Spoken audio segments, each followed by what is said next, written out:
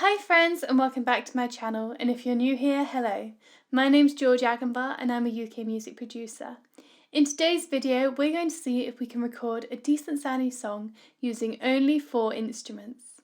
So if this is something you're interested in, then make sure you stay tuned and hit the subscribe button and notification bell for new videos every Wednesday. And things will never be the same when I hear your name since you kissed me in the rain. The inspiration behind this video came to me when I was watching some live music. A song performed actually live by a band can sound so different to the recorded version of their song, even though it's the same song and the same people playing it. And this is because during the recording and production stages, we tend to add a lot of different effects and elements that we can't necessarily have when we're playing it live. And so in this video, I wanted to see whether we could replicate a song fairly well using only 4 elements. And these is going to be drums, bass, guitar and vocals. I'm also going to limit myself to only 1 reverb and 1 delay, and to 3 EQ parameters, the kind of stuff that you'd find on a typical analogue desk that you'd tend to use for live sound. I'm going to use the song I released called Miss You Like Crazy as the example. So here's the released version of the song. I miss you like crazy, I do. Can't help but write these songs for you. I miss you like crazy, I do. Think of all the things that you say. Wish that we could make it one more day. I miss you like crazy, I do. And let's see if we can replicate this as closely as we can. To start with, the song actually has MIDI acoustic drum kit in it, so I think that for the purposes of this video, I can get away with using those drum parts. Now I need to decide which instruments and melody lines and elements in the recorded version of the song that I have left to replicate in a live situation. So let's have a listen to the song again. I miss you like crazy, I do. Can't help but write these songs for you. I miss you like crazy, I do. So let's have a think about how we can replicate this in a live situation using only our 4 instruments. So to get the effect of the sub bass, I can add an octave pedal onto the bass guitar to get the octave below. This won't sound exactly the same as the sub bass in the recording, as that's sustained and the bass will be plucked. However, it will give us some low end support and help fill out the sound.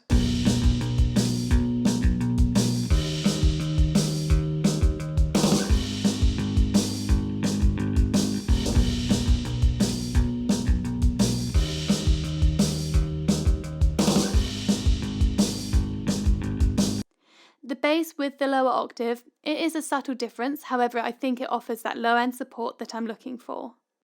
I may actually distort the bass guitar a little, just because I think that distortion will help really fill out the sound. My only worry is that it may make the mix sound really fuzzy and unclear. So keeping that in mind, I'll probably have a look at that a bit later on when we've got some more elements introduced. Now onto the guitars. The 2 main guitar parts are the rhythm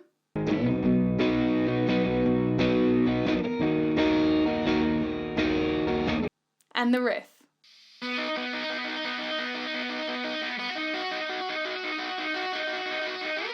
These are 2 very different guitar parts, and as I'm only using 1 guitar in my 4 element song, I don't think that I can make a merge of the 2 different parts.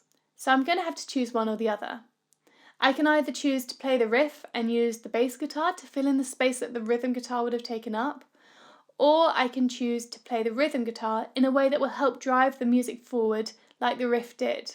Let's start off by trying the guitar riff with the bass and drums.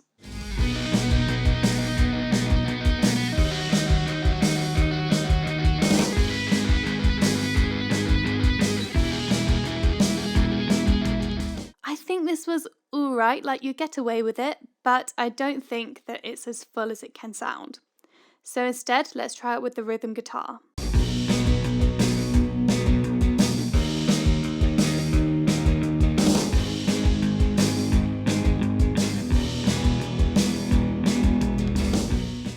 This sounded a lot more full, however it didn't quite have that energy I'm looking for. I could also try and play the rhythm guitar chords a bit further up the neck to see whether that incorporates more energy and punch into the mix.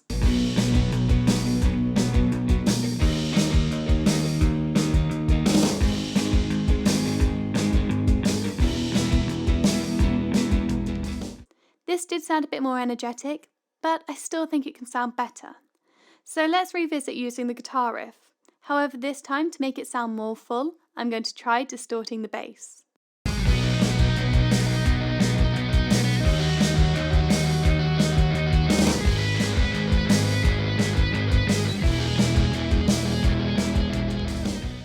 I think all in all, using the distorted bass and the guitar riff gives me the best of both worlds. It sounds full and it's got that energy and the riff that's in the original song. So for these reasons, I think it probably is my best bet. Onto the vocals. Like I said earlier, I'm going to have to sacrifice the vocal harmonies, but that's pretty standard in live performances when you only have one vocalist. So for the vocals I'm putting in this mix, I've actually used a Shure SM58 to kind of give me that authentic live sound to my vocals.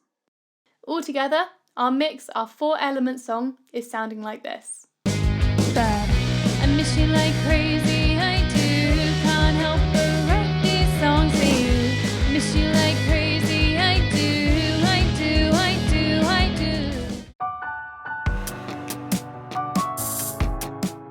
Now let's begin to have a look at EQ and effects.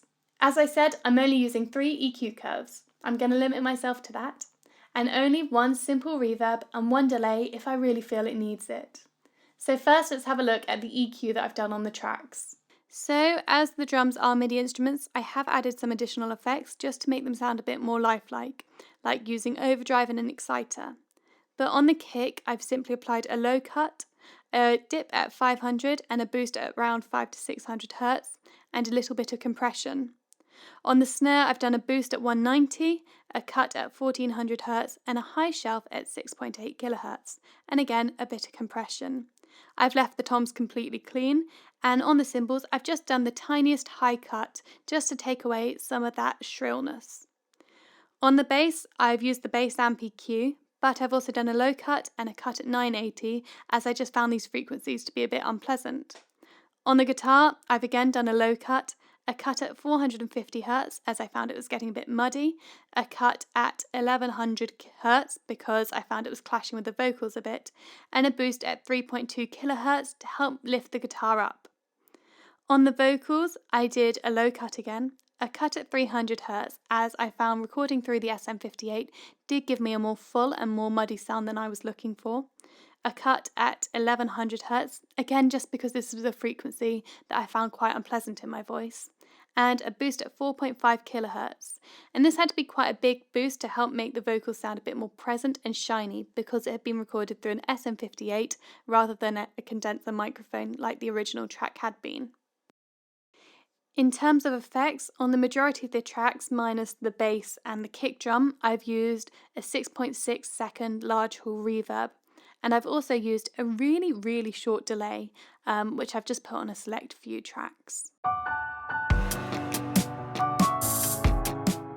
Now that I've added all the EQ and effects, all that's left to do is to compare the original released version of the song to the 4-element version of it, and see how they do.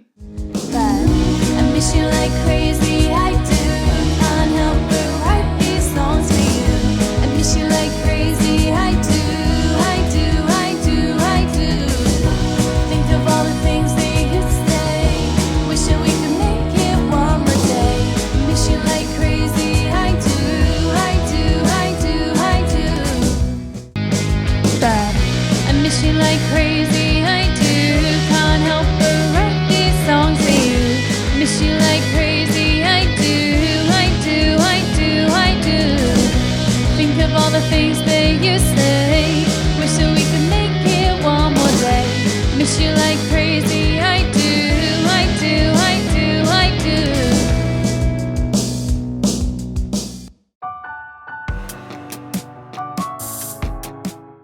do. Okay, so they don't sound identical, but they were never going to. We're only using 4 instruments.